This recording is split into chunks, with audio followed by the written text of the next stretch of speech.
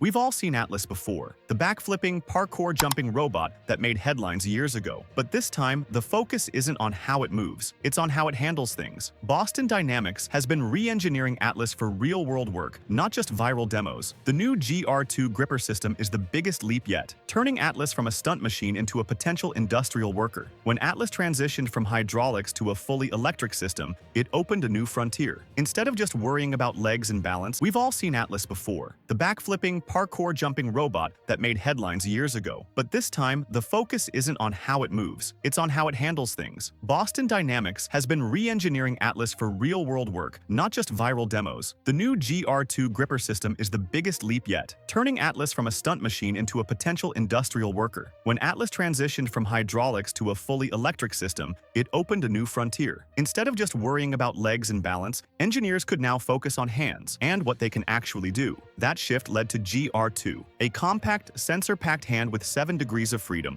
6 motors for its 3 fingers, plus 1 for a fully articulated thumb. And that thumb? That's the game changer. Without it, Atlas could only grip in basic ways. With it, it can now pinch, twist, stabilize, and hold irregular objects, much like a human. Under each fingertip lies a layer of tactile sensors that act like a sense of touch. These sensors detect even the tiniest deformation, telling the AI exactly how much pressure it's applying, enough to hold an egg gently or grip a tool firmly. The palms also have tiny built-in cameras, allowing the robot to see what it's grasping, even in tight spaces where its main vision might be blocked. Every gripper unit is self-contained, motors, sensors, and control boards all inside, making them modular and easy to replace. The team even designed them to survive falls or impacts because, let's face it, robots still fall down. Moving from GR1 to GR2, the biggest upgrade is that opposable thumb, allowing human-like dexterity without overcomplicating the design. Boston Dynamics found that 3 fingers plus 1 thumb hit the perfect balance between capability, cost, and reliability. Now Atlas can pick up tools, handle cables, twist parts into place, and even thread a needle, all with fine-tuned precision. This isn't about brute force anymore. With its tactile sensors, flexible joints, and dynamic planning, Atlas can now interact with its environment intelligently, adjusting grip strength in real time, balancing awkward loads, and even re-grasping if something starts to slip. For the first time,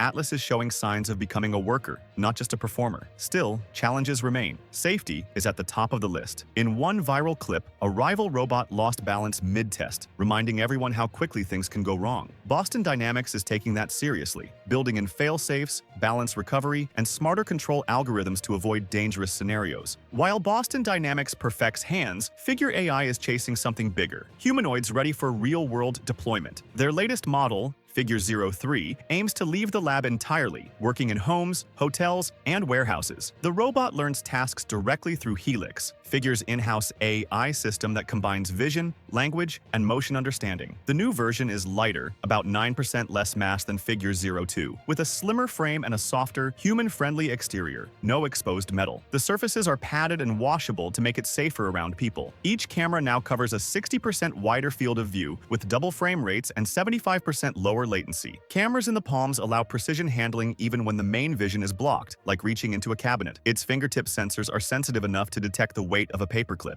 Figure 03 stands about 1.68 meters tall, around 5 feet 6 inches, weighs 60 kilos, can lift 20 kilos, and runs for up to 5 hours per charge. It can even dock itself onto wireless floor chargers that deliver up to 2 kilowatts. On the production side, Figure is going big, shifting from custom machining to scalable manufacturing like die casting and injection molding. Their goal, 12,000 robots per year, scaling to 100,000 within 4 years from their San Jose facility. In demos, the robot folds laundry, cleans kitchens, staffs reception desks, and takes voice commands. But as journalist David Zundy pointed out, these are still controlled demos. The real question is, how well will these humanoids perform in unpredictable homes filled with kids, pets, and chaos? Boston Dynamics is betting on precision and human-like dexterity. Figure AI is betting on scale and general-purpose usability. And Tesla's Optimus, it's quietly advancing in balance and coordination, showing off smoother movement every few months. Unitree's G1 humanoid already demonstrates self-recovery with anti-gravity mechanics, falling, rebounding, and standing back up. Meanwhile, advances in chips like NVIDIA's Jetson Thor are giving these robots the AI brains they need to see, plan, and act in real time. We're watching an industry shift from impressive prototypes to actual deployable workers. Robots that not only walk but work, Will these machines replace people or work beside them? For now, they're too complex and expensive to replace human labor entirely, but they're getting faster, smarter, and cheaper every month. And as each upgrade lands, the line between demo and deployment gets thinner. Atlas, Optimus, Figure 03, all are moving from test labs into real-world trials. So here's the question.